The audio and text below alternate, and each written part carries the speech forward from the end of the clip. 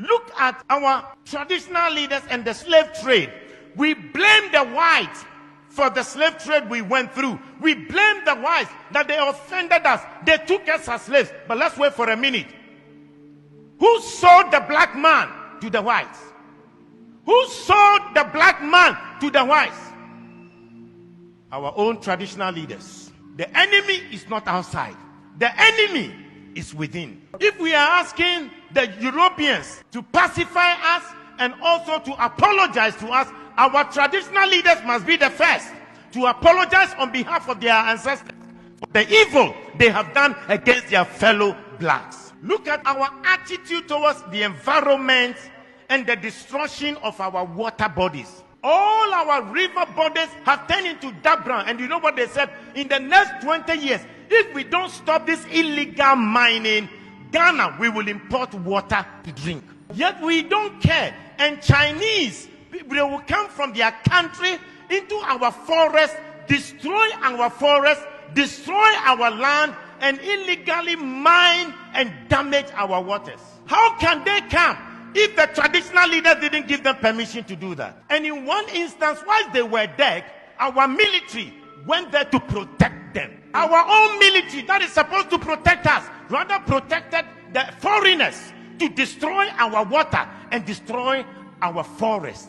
The enemy is not outside, the enemy is within. If you look at our own systems and structures in our country, we don't have a better system to improve the lives of people. Pastor, I was surprised when I read in China, they had a 10-year vision, and they said from 2011, their vision was that in 10 years from 2011, and 10 years from 2011 will be what year?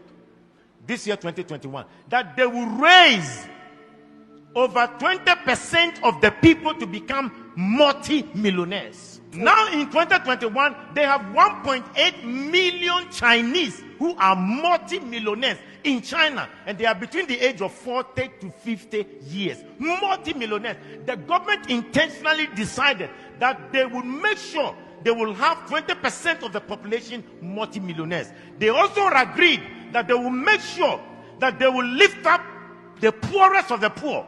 And they lifted 100 million people from begging to live a better life. But in this country, in our country, we fight our own businessmen.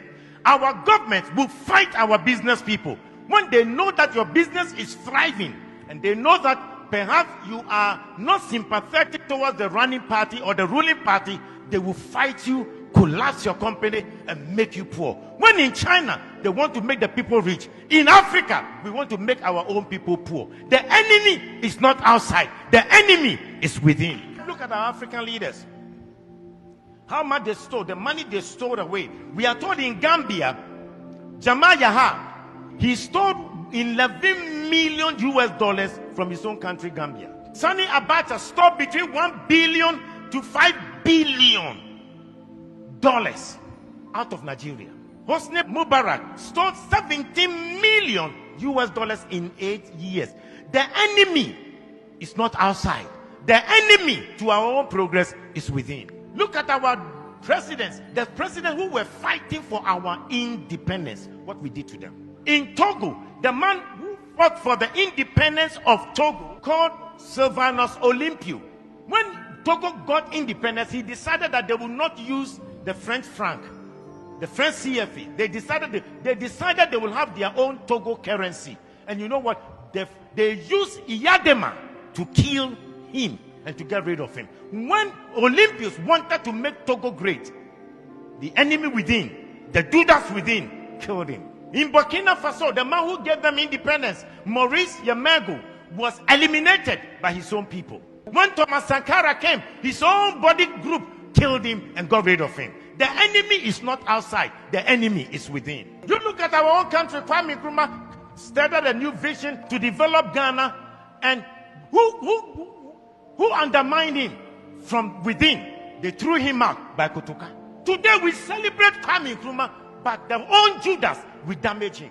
I pray that the man who organized that coup to betray Kwame Nkrumah, and for us to name our airport after him, Kotoka International Airport, I think we should start a national conversation to change the name of the Kotoka International Airport, because as long as that name is, we have endorsed coup, we have endorsed enemies that will fight the progress of our nation. We must change the name of Kotoka International Airport to Kwame Nkrumah International Airport.